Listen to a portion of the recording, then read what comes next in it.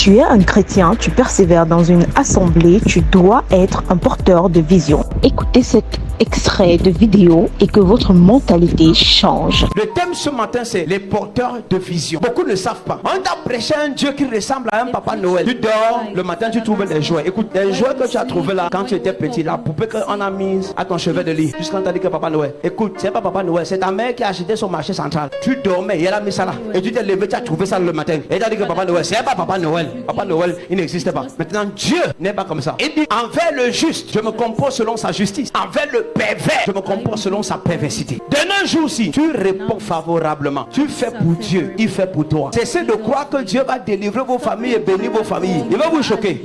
Si Dieu te délivre d'une situation, tu ne le sais pas. La seule personne qui va te tuer, c'est lui-même. La seule personne qui va te tuer, c'est lui-même. Qui a délivré Israël de l'Égypte? Dieu. Il a envoyé qui? Est-ce qu'ils sont entrés à Canaan? Il les a tous tués dans le désert. Le même Dieu qui les a délivrés, il dit que ce peuple-ci est un peuple au cou raide. Le cou est dur. Ce peuple-ci est idolâtre. Ce peuple-ci est sans tête. Ce peuple-ci est entêté. Il ne veut pas me servir. Ce peuple-ci est insoumis. Il va jusqu'à dire à Moïse, ce peuple-ci m'a déjà tenté 10 fois. Il dit à Moïse, j'ai juré dans ma colère. Je vais pardonner parce que tu as demandé. Mais j'ai juré dans ma colère par mon nom. Ce peuple-ci ne peut pas entrer dans mon repos. Aucun d'eux n'est entré, si ce n'est Josué et Caleb. À quoi ça sert de naître de nouveau, de venir t'asseoir ici, d'écouter les témoignages comme tu écoutes, mais ton histoire ne change pas. Dieu cherche des porteurs de vision. Écoutez-moi que je vous dise quelque chose. Quand tu cries que ça ne va pas dans ton foyer, avec ta femme, ou avec ton mari, ou avec tes enfants, j'ai une question. Pourquoi Dieu devrait-il se sentir obligé d'intervenir dans ta vie? Qu'est-ce qui l'oblige à intervenir? Oh, j'ai des diplômes, je n'ai pas d'emploi. Pourquoi veux-tu que Dieu intervienne et que tu cesses de te débrouiller? Tu fais quoi pour lui, pour qu'il fasse quelque chose pour toi en retour? Pourquoi je refuse d'être malade, interné sous perfusion et beaucoup de choses? Mais beaucoup ne savent pas. Pourquoi je refuse de prendre les médicaments, d'aller à l'hôpital? Pourquoi je refuse la maladie? Parce que je sais Dieu. Et il a dit, aucune maladie de l'Égypte ne viendra sur vous. Et il a dit, si tu me sers, j'éloignerai du milieu de toi la maladie. Et il a dit, ils sont beaux sur la montagne les pieds de ceux qui portent les bonnes nouvelles.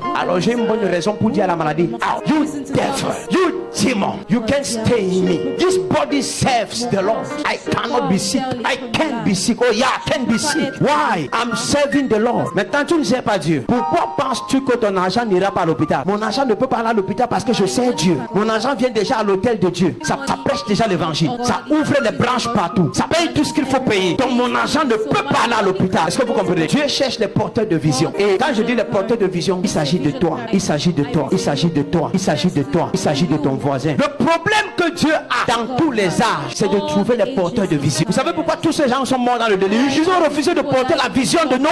Dieu a demandé à Noé de construire l'arche. Et Noé les a appelés. C'est pourquoi la Bible l'appelle prédicateur de la justice. Parce qu'il prêchait la justice. La Bible dit à l'époque de Noé, les hommes se mariaient leurs filles, mangeaient, buvaient quand le déluge les a surpris. Noé les a appelés. Il dit, l'humanité s'est corrompue. L'Éternel m'est apparu. Il m'a demandé de construire l'arche. Joignez-vous à moi. Construisons l'arche. Gagnons les âmes. Battons-nous pour expandre l'œuvre du Seigneur. Les hommes mangeaient comme de nos jours. Ils sont au Tchapaladrome. Ils sont à Deido. Ils sont au grillage. Ils sont dans les buvettes en train de manger, de boire. La vie est sucrée. Le désir de tout parent aujourd'hui, je veux que mon fils se marie, que ma fille se marie, que mon fils aille en France, que ma fille aille au Canada. Les hommes mangeaient, buvaient, se mariaient et mariaient leurs enfants jusqu'au jour où Noé, oh boy, entra dans l'arche. Le déluge vint et les filles tous périrent.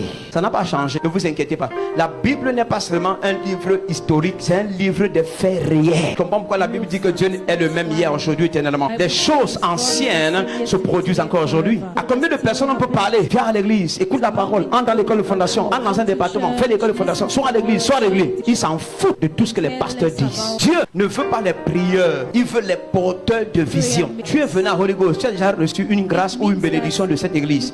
Maintenant, qu'est-ce que tu fais pour que ce que tu as reçu ici s'expande? Je peux te poser une question. Si j'étais resté dans ma chambre, enfermé, m'aurais-tu connu?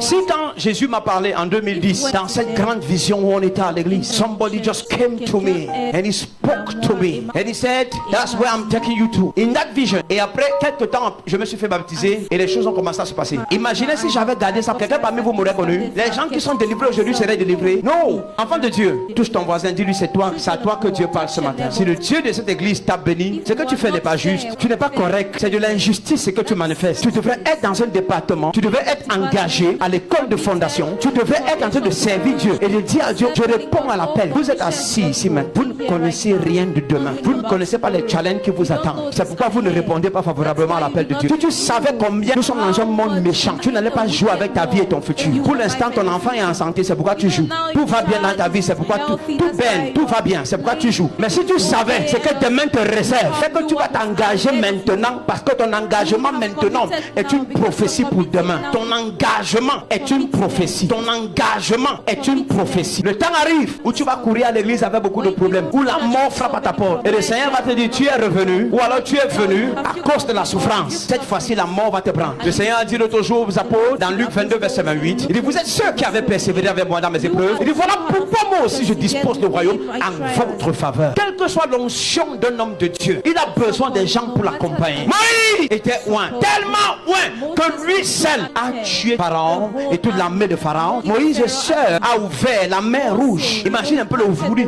Quelqu'un fonce en une seconde, en deux. Moïse l'a fait seul pour amener le peuple de Dieu à Canaan. Moïse a dit à Dieu, je suis fatigué. Suscite les gens avec qui je vais travailler. Je ne peux pas travailler seul. Qui vont encadrer les âmes qui viennent de Yassa, de Niala, qui viennent de Paris, des gens qui viennent de partout, qui viennent même de Deya, de Yaoundé, de partout. Alors nous devrons ouvrir une assemblée à Odia. Il nous faut une salle ou un terrain là-bas. Et il faut une délégation qu'on va envoyer là-bas. Il faut des gens qui vont se disposer et qui seront disponibles. Des gens qui vont dire, bon, j'étais en train de courir dans ma carrière, dans mon projet, mais j'arrête mon projet, je me dispose pour le projet de Dieu. C'est ce que j'ai fait. J'étais en train de courir à l'université. Sans te dire les projets que j'avais. I was working hardly for that. Quand Jésus a rencontré Pierre, Pierre pêchait les poissons. Peut-être que Pierre avait les projets d'ouvrir des poissonneries partout. Et Jésus se présente et il lui dit, monsieur, je mets fin à ta pêche, suis-moi. Il entre dans le bureau des impôts, dit Matthieu, laisse les impôts, suis-moi. Et même toi qui veux travailler au bureau, est-ce que tu es prêt à représenter Dieu là-bas où tu travailles? Le problème c'est que nous voulons seulement les bénédictions de Dieu. Mais est-ce que tu es prêt? Dieu cherche les porteurs de vision. Dieu cherche les porteurs de vision. Dieu cherche les porteurs de vision. Que je vous dise quelque chose, Dieu ne cherche pas les gens qui va bénir. Il nous a déjà bénis en Christ. Éphésiens 1:3 dit que béni soit Dieu le Père de Jésus-Christ, qui nous a bénis de toutes sortes de bénédictions spirituelles dans les lieux célestes en Christ. De nos jours, Dieu est un businessman. Business, c'est un mot anglais qui signifie en français affaire.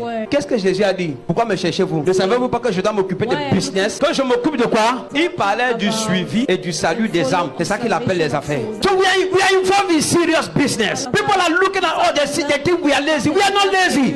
In fact, we are the most busy people on earth. Busy people on earth. Busy people on earth. Doing the business for God and doing business with God. Praying for souls. Winning souls. Doing the follow-up of the soul. This is a serious matter. This is a business. We are involved in business. We are not lazy. Nous sommes les plus occupés sur terre. The busiest, busy everything. Si la Bible n'est pas une affaire de peu, pourquoi tu n'as pas encore fini de lire le livre de Matthieu? Non. Si la Bible était facile, tu as lu combien de chapitres? Il y a des gens ici qui n'ont jamais lu un verset et demi. Si la Bible n'est pas un business, pourquoi tu ne lis pas d'abord? Nous sommes dans un business.